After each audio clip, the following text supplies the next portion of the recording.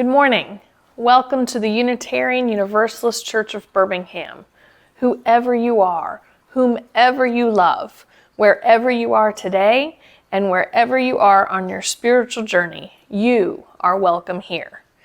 Today we are celebrating the work of the Unitarian Universalist Service Committee, and our preacher today is Reverend Laura Randall. I hope that you will enjoy this special service. To all who are here this morning, welcome home. If you would like to participate or comment on our service this morning, especially during the sharing of joys and sorrows, please use the chat feature in YouTube. Our congressional meeting will be held next week, June 6th, immediately following our virtual choir service over Zoom. All members are invited to attend to vote on our leadership and our budget for next year. If you are the head of a committee, please turn in your reports as soon as possible. For our service on June 13th, we are asking each of you to submit a video with any news you would like to share with us. Perhaps you have moved or expanded your family, won an award, changed jobs, or unfortunately lost someone you love. Maybe you wrote a book or are going back to school, or have changed your appearance. Perhaps you just want to celebrate the close end of this pandemic. Whatever news you'd like to share, we would love for you to email your video to Reverend Julie by June 8th. If you need help recording, please call the church office. Please check out this morning's announcements.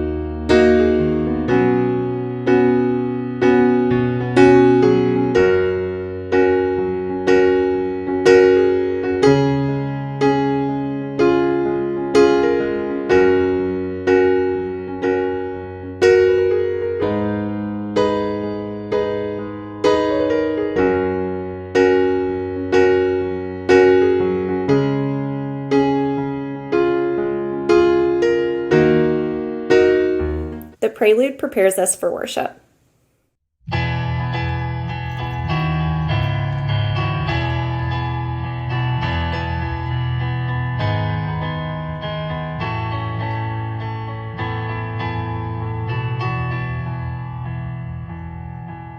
My life flows on in endless song above earth's lamentation. I hear the real, the far-off hymn that hails a new creation.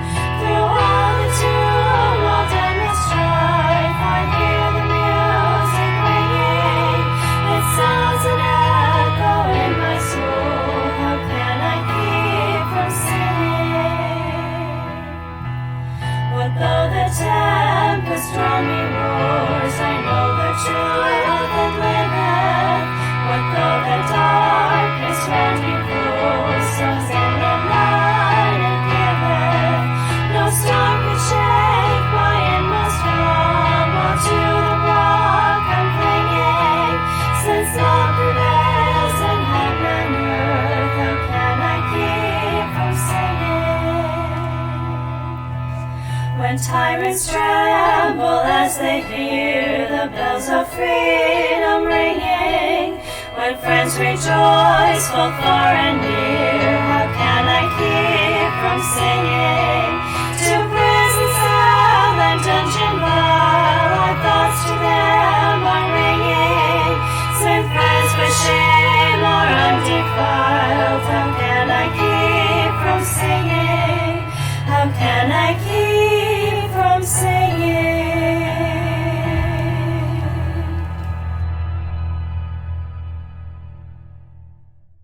I invite you to grab your chalice if you have one at home, or just think of this one as yours as well. Across the country and the world right now, there are many of our Unitarian Universalist siblings who are also lighting chalices in their homes. And this reminds us that we are part of a great community of faith. Let this flame be a symbol of our shared ideals of justice, compassion, and love. Our opening words this morning are from the Reverend Kathleen Mateague, The Common Good. We breathe the common wind of the earth, no matter where we live, who we love, what language we speak. We drink the common water of the earth, no matter what our color, how long we live, the coverings we drape on our forms. We travel the common paths of the earth, no matter our beliefs, how far we move from home, the goals that we carry, or its lack. May we live from these truths, our hearts open to the holiness all around us, and our hands always turned toward the common good.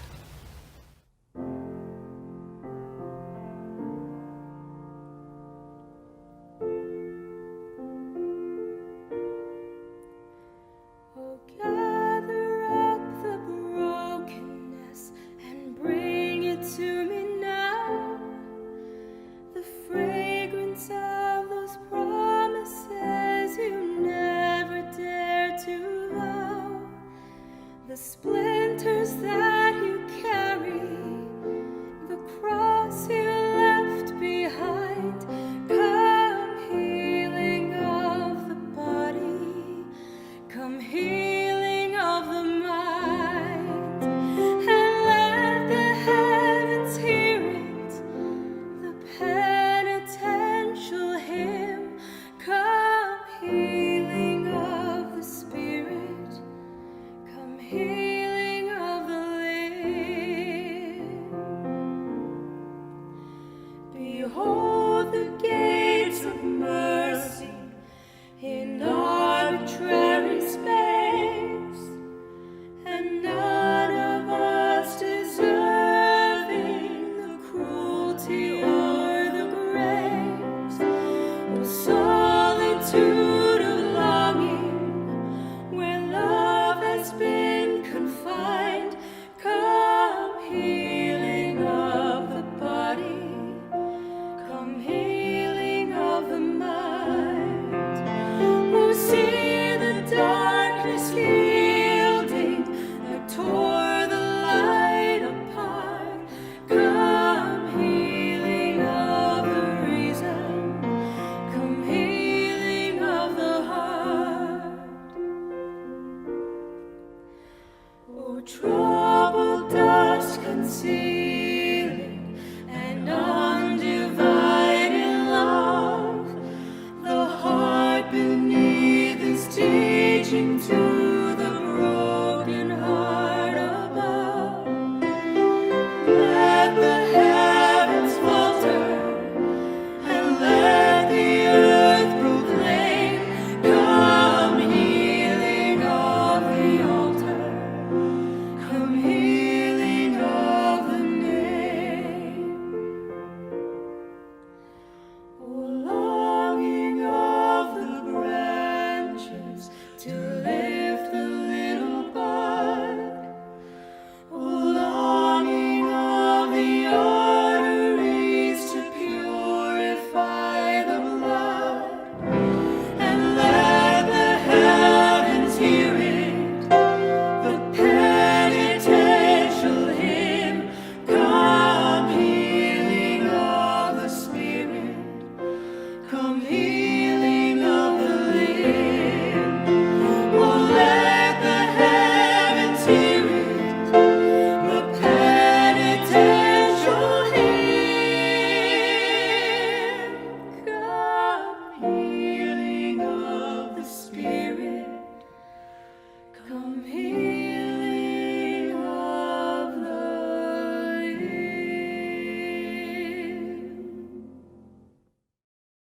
Hello.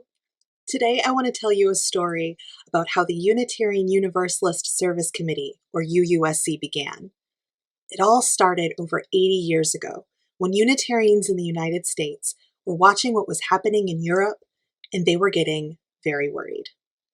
They were worried because a man named Hitler and the people he was leading, called the Nazis, were becoming very powerful and hurting a lot of people.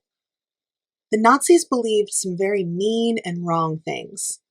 They believed the only people who were any good were people who were just like them. They wanted everyone to be the same as they were, and if you weren't, well, they would kick you out of your house, they would take all of your things, they wouldn't let you work, and eventually, they started killing people who they thought were different from them.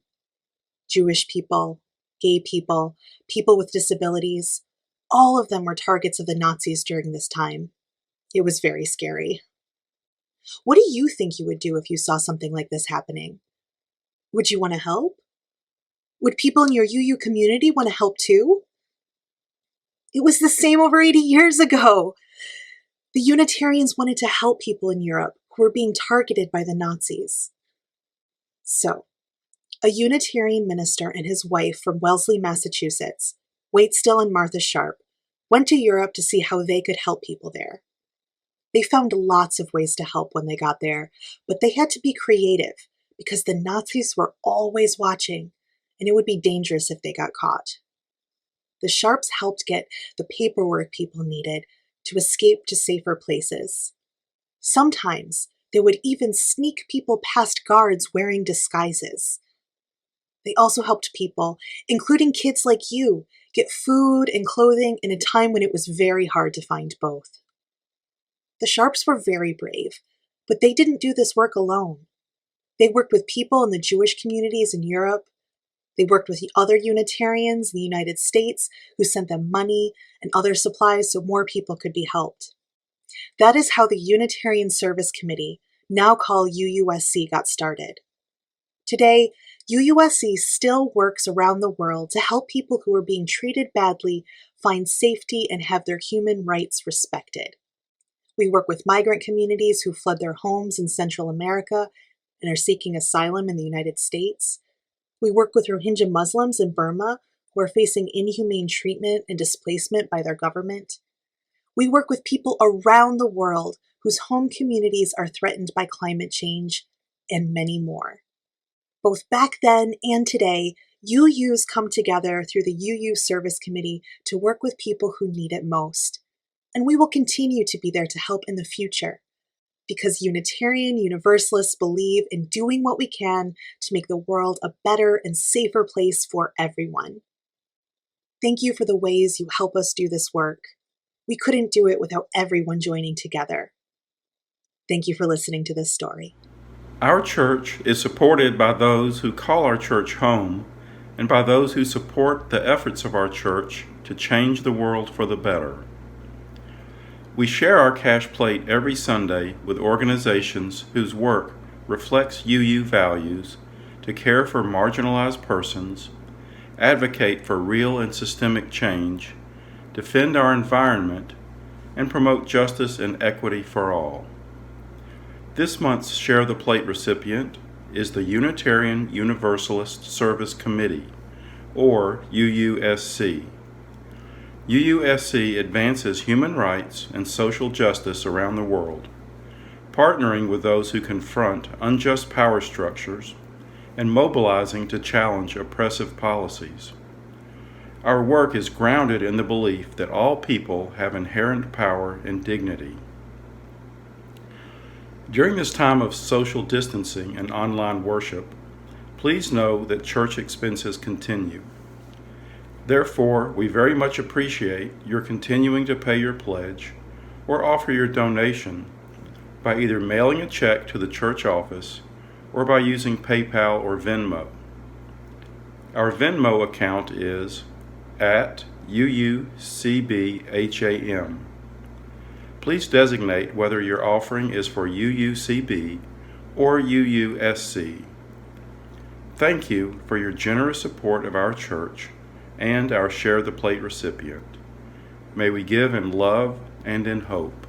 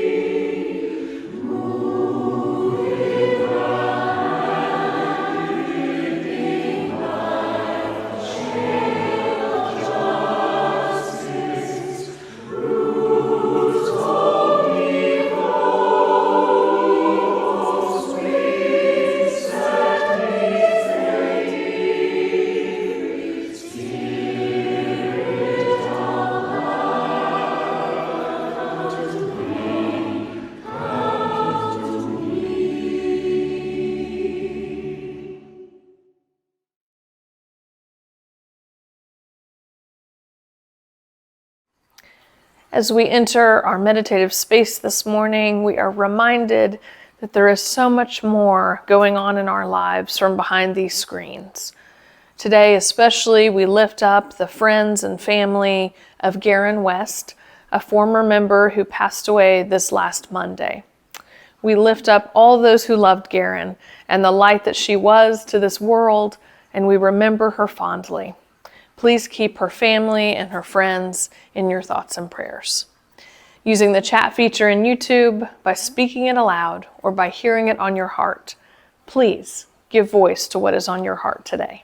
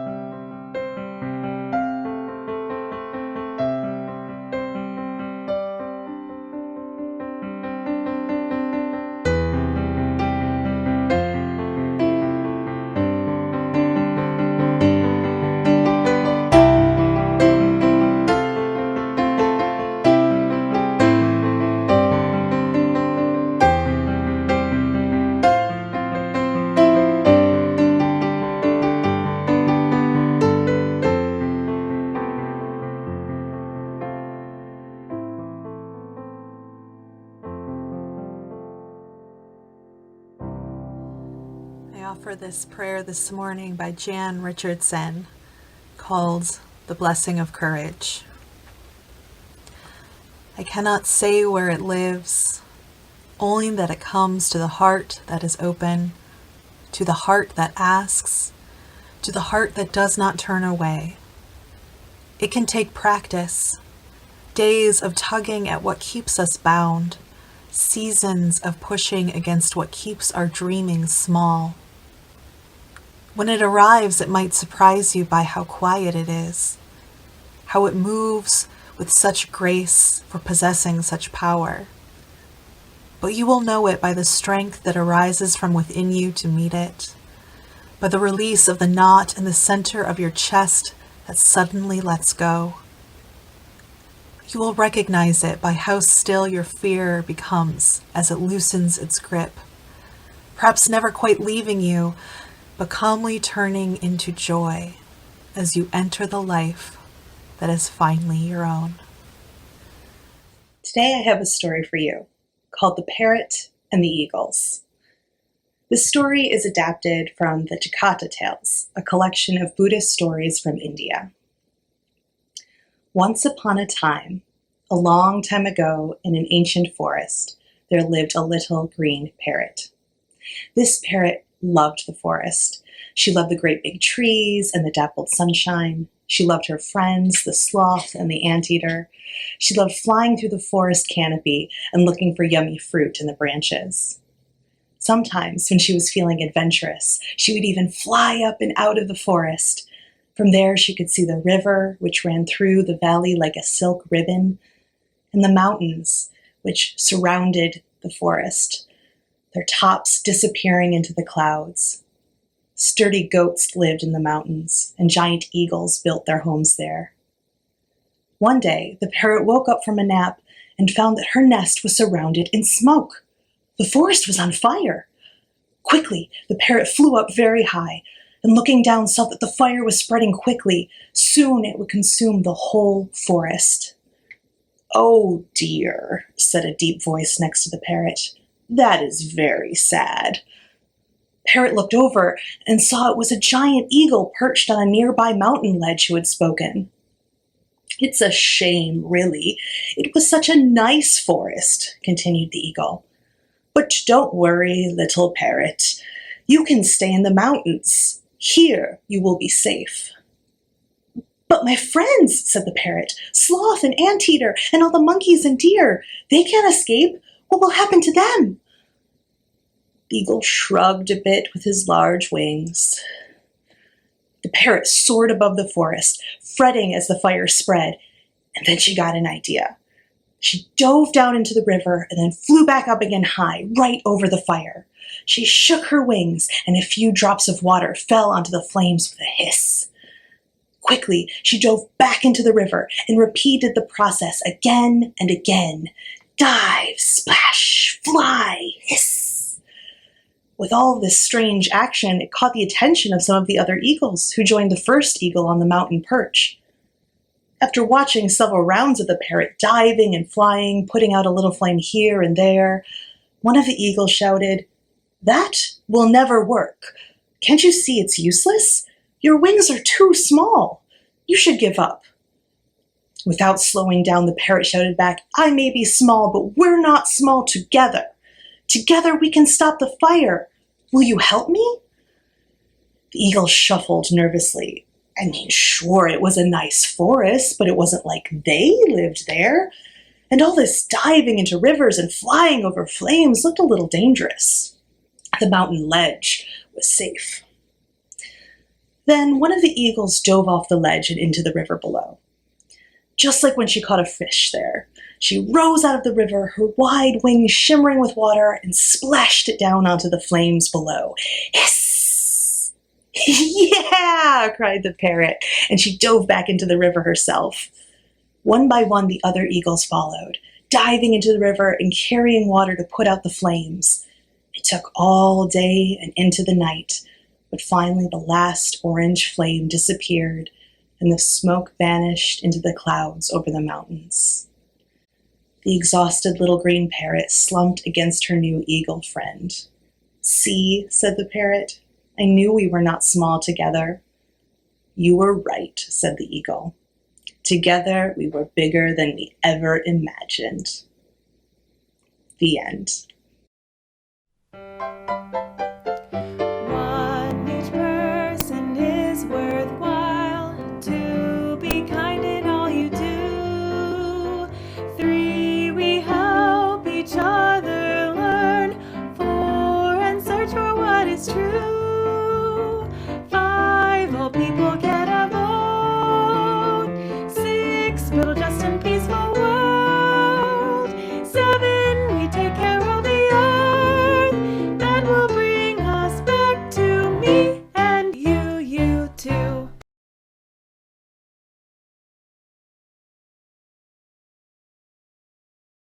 Hello, friends.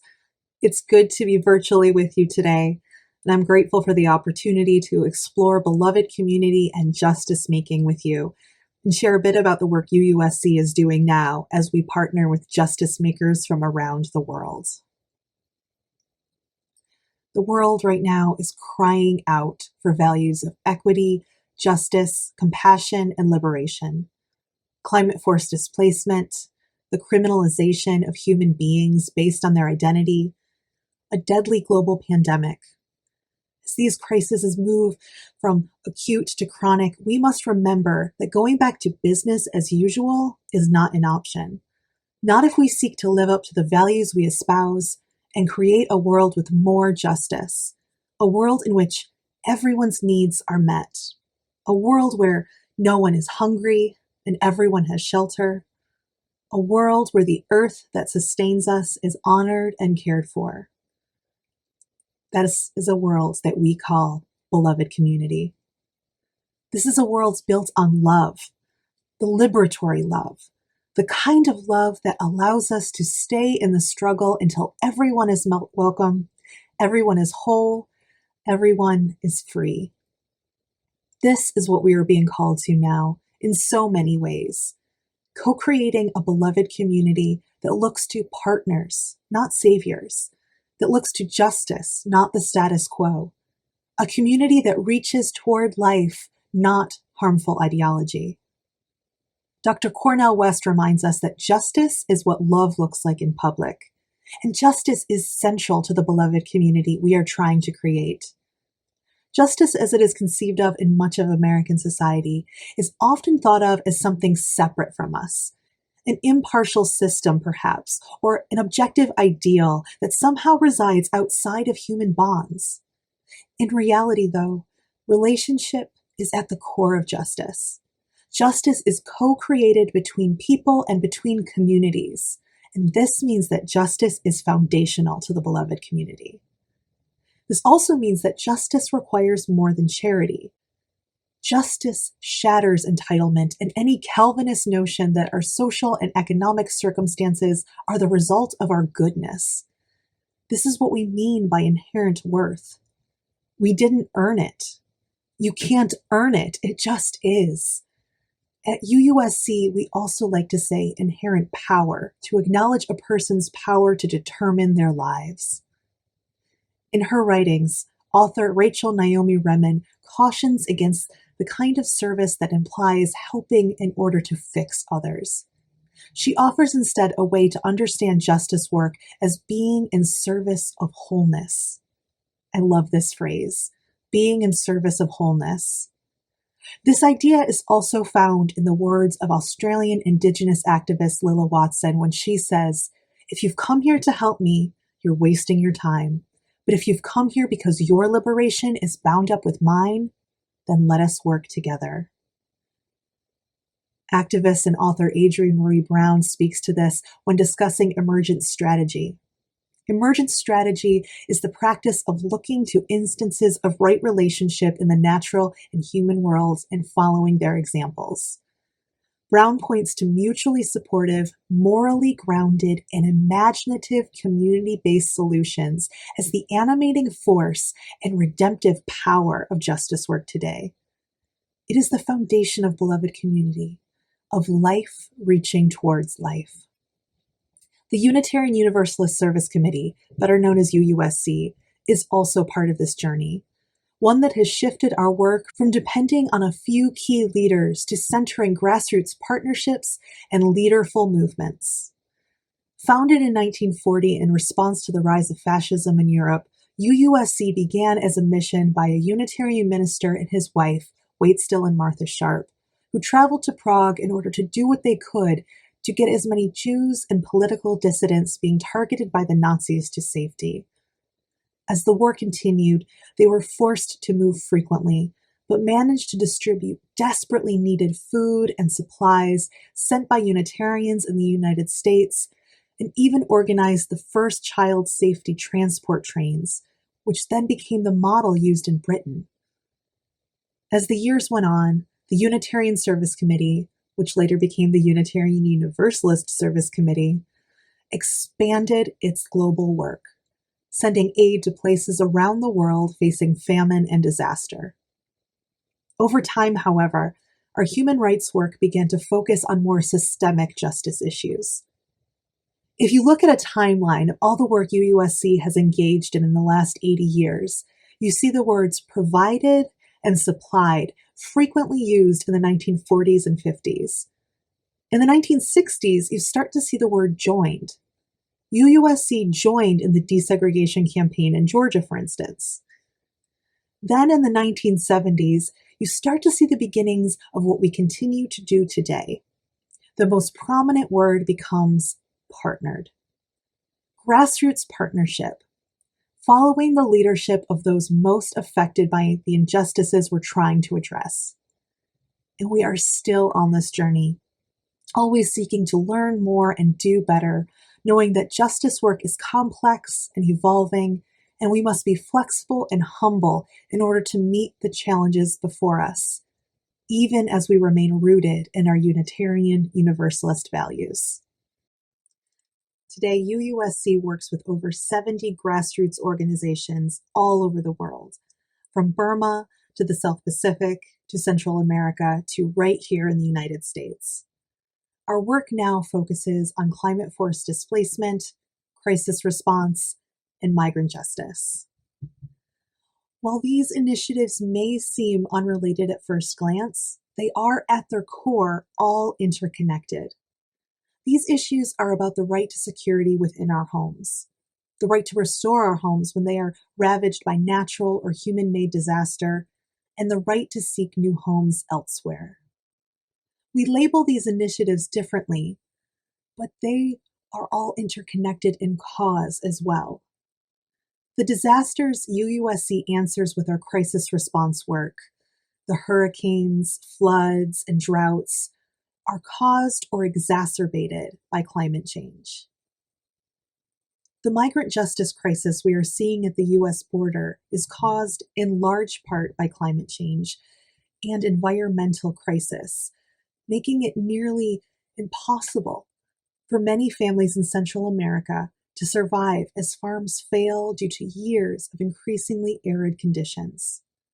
Then there are the devastating hurricanes, Ida and Iota, which slammed into the Nicaragua and Honduras coast mere days apart in November 2020, which left destroyed communities in their wake and next to no support from the country's governments. Add to that the long history of extractive oil and gas industries operating in Central America that have been destroying habitat, poisoning rivers, and murdering environmental activists who dare to speak out for decades. And all of these factors contribute to the high rates of gang and domestic violence. Is it any wonder people are migrating? Our work in Honduras, for instance, touches on all of these areas. We first began supporting the environmental activists in Honduras, called Guapanal Defenders, in March 2019. Since then, UUSC has been working with 3 partners in Honduras to strengthen the environmental movement and protect communities at risk of environmental disaster. Together, we defend and promote civic and political rights through independent radio broadcasting, prevent gender violence through feminist networks, and support rural and indigenous communities in conflict with extractive mining, agro-industrial, and energy industries. In Burma, also known as Myanmar, where UUSC has been forming partnerships with grassroots activists for over 25 years, violence and human rights violations have continued to escalate following the military coup. In numbers not seen since the protest movement of the late 1980s, hundreds of thousands of people have taken to the streets in peaceful demonstrations for democracy and have been met with brutal crackdowns. More than 700 people, many of them children, have been killed by military or police since the coup began in February 2021, and thousands have been arrested. Because of our long-standing partnerships, UUSC is one of the only international organizations that has been able to get aid into the country since the coup, providing assistance to our partners for physical relocation, communication security, transportation, humanitarian assistance, and advocacy. With a focus on reaching ethnic minority communities, including the Rohingya, we are providing direct assistance to communities on the ground while supporting our partners in their long-term struggle for ethnic and minority rights. UUSC's work is rooted in our long-standing partnerships like these, which allow us to quickly provide life-saving aid for survival while continuing to support our partners' long-term vision for justice building and systemic reform. UUSC recently facilitated the convening of over 60 representatives of First and Indigenous communities in Alaska for a first-of-its-kind gathering of the First Peoples convening on climate force displacement. Representatives came from Alaska, Louisiana, Washington, Bangladesh, and the Pacific, including Fiji, Papua New Guinea, and the Solomon Islands. These representatives were separated by geography, language, and culture, but they all shared the immediate experience of dire threat to their homes and livelihoods due to climate change. This in spite of the fact that their communities are among the least responsible for the climate crisis.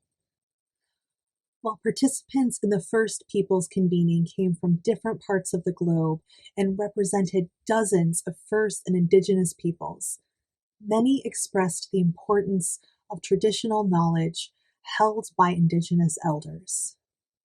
Relearning and embracing Indigenous knowledge and ways of life is critical for Indigenous peoples' resilience and cultural survival in the face of rapid climate change. But society at large, too, is in desperate need of sustainable and respectful ways of living with the earth. As the declaration drafted by the participants reads, "We are a spiritual people, empowered by values and beliefs that are urgently needed today to elevate humanity to an inclusive and peaceful truth that is based on an Indigenous knowledge system of the land, sea, and sky, and on observations gained from the Western knowledge system." International governing bodies, funders, and government agencies urgently need to prioritize Indigenous communities' climate solutions and bring First and Indigenous people to the table to help bring about a paradigm shift to curb today's climate crisis.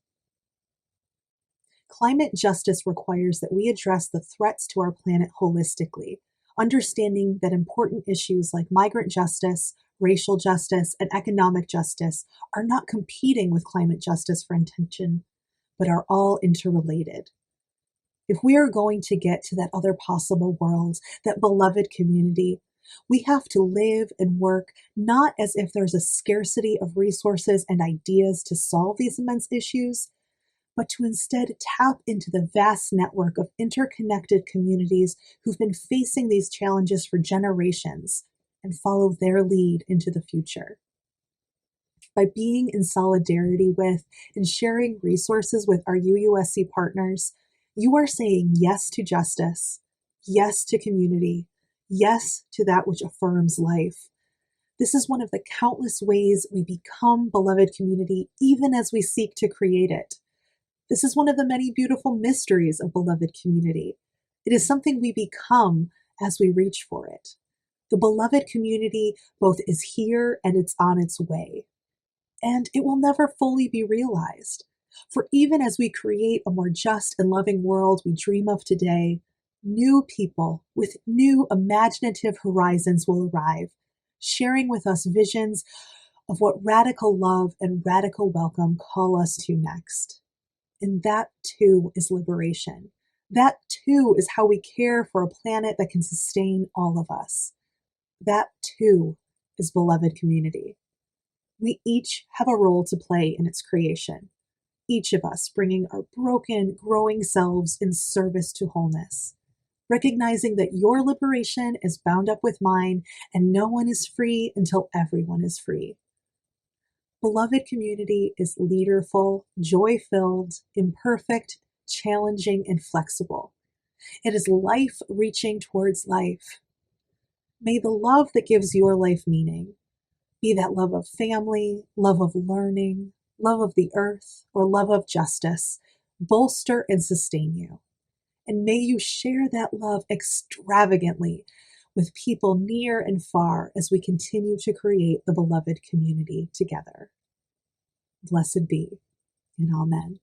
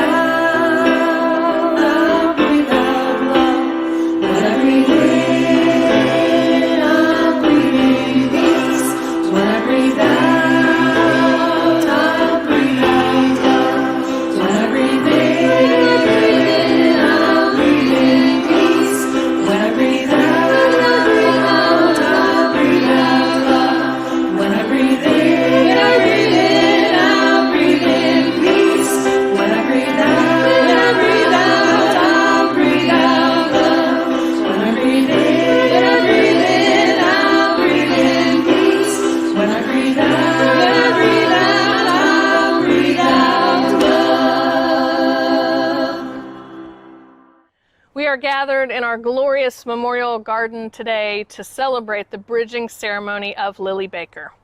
Our bridging ceremony celebrates the transition of our youth from their high school experience into young adulthood. It is a time of tremendous change and stress for our youth. It is a time when many of them will leave our particular church community to travel to other cities, into higher education, and into careers. The bridging ceremony is a rite of passage that welcomes these bright and energetic people into the rewards and responsibilities of adult life. The bridge has two sides. One is childhood and adolescence, where they have become leaders and role models for their younger friends and acquaintances. The other side is a scary and vast frontier of the unknown, full of boundless opportunities and new challenges. We, the adult members of this church community, also stand on the other side. We stand on the other side with our arms open to welcome them, our minds prepared to mentor and learn from them, and our hearts prepared to share life together with them. Our high school graduate this year is Lily Baker.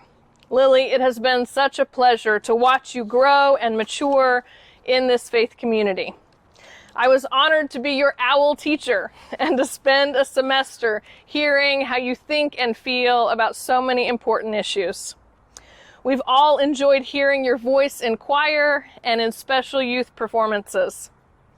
I've appreciated your leadership in our youth group and how you've met with me in both celebration and sorrow. I'm so honored to know you, and I'm so proud of the person you have become. We called you forward today to remind you that though you are leaving us, we are not leaving you. We expect to be with you wherever your future leads, in the values you have learned, in the lessons you have integrated into your life. We will be connected with you as Unitarian Universalists wherever you may go. Lily is headed off to Ohio to attend the College of Wooster and is planning to major at this moment in biochemistry. We are so proud of you. It is our custom in Unitarian Universalism to welcome our babies and children into our congregations with a child dedication ceremony. During this time, we give those infants and children a rosebud that is tightly closed, and we remove the thorns from the flower stem. That bud symbolizes a life just starting to unfold and reveal itself. In that closed bud is the hope and love we have for each individual child. Removing the thorns is our way of saying we want to help our children begin their lives with as many dangers and obstacles removed as possible. Lily, you have reached the other side of childhood, and it is fitting to use the rose again, to remind you of the threshold you are about to cross. Laura and Paul, I invite you to come forward and give your youth a rose. And it is thorned. Thank you. Go, Lily. Lily, we're so proud of you. You've had a long and difficult journey to get to this place, and we're so happy that you've made it to the end of your high school career, and you're such a success. And we're so proud of you. Thank you. I don't know if I can talk. Lily, you came into our lives 8.5 years ago, and it was the most amazing moment of our lives. And we have gone through the highs and lows of pre-adolescence, adolescence. But I can tell you this: there are no two people more proud of you in this world than your mom and dad, and we love you. Love you guys too. Gosh, we're a bunch of savages. It's a bittersweet moment.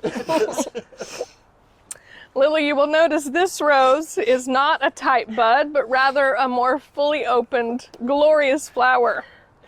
Just as your life has started to reveal the awesome young adult you are becoming. You will also notice that the stem is not stripped of thorns. All of us gathered here know that we can no longer protect you from the dangers and obstacles of adulthood.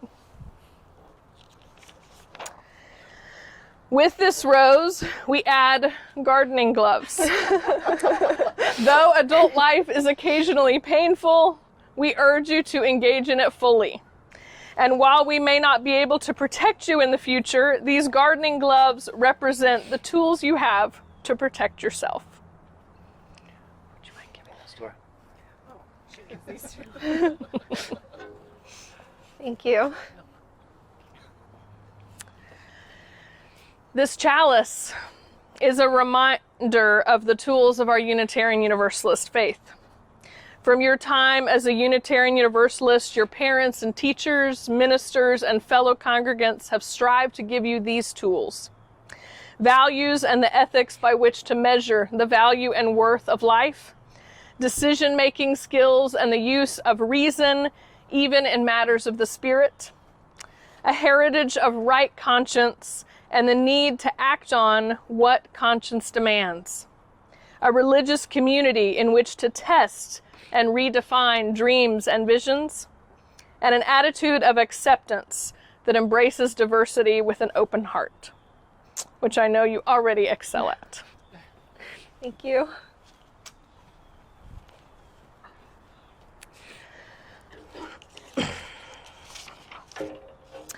It is our custom, we'll cut that.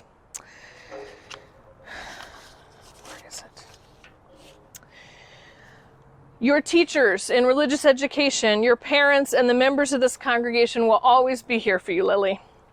Even as you cross this bridge into adulthood, all of us will remain dedicated to encouraging, supporting, cheering you on. As you grow through new challenges, meet new people, travel to new places, we hope that you will bring the life and enthusiasm you have shared with us here to another UU community. Of course, wherever your path may lead, you are always welcome here. Wherever your journey takes you, this will always be the congregation of your high school years. You will always have a place here in our hearts and in these pews. Please cross the bridge.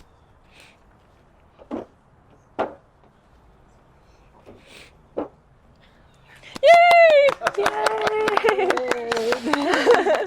Please join together in our litany for our bridging ceremony. Today we honor the youth among us, you who are stepping beyond and away and toward. Today we share in your journey and encourage your discovery. Today we welcome your energy and offer you a safe place to grow. Today we celebrate your hopes and dreams. Come live, breathe, thrive, and rejoice. Your time is now. Today we applaud you for all you have been, for all you are now, for all you will be. Today marks an ending so that I may begin again, to hope and to do, and learn and be. Today we cross this bridge. Go now and explore with wonder. We will support and nurture you. You are the future. Today you cross this bridge. Go now and make choices that make you happy. We will support and nurture you. You are amazing. Today you will cross this bridge. Be patient and hopeful. We will support and nurture you. You are inspirational. Today I cross this bridge and join in fellowship.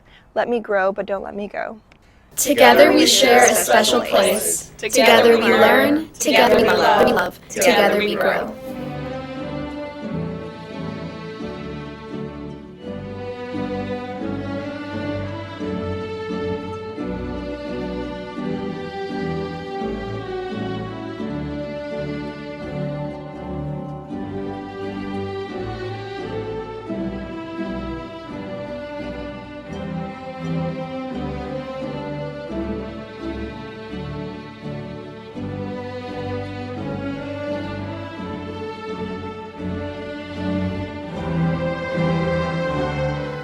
May we find abundant opportunities to be in service of wholeness. May we follow the leadership of those so often pushed to the margins and may we continue to seek out the ways, large and small, of building the beloved community together. Blessed be, and amen.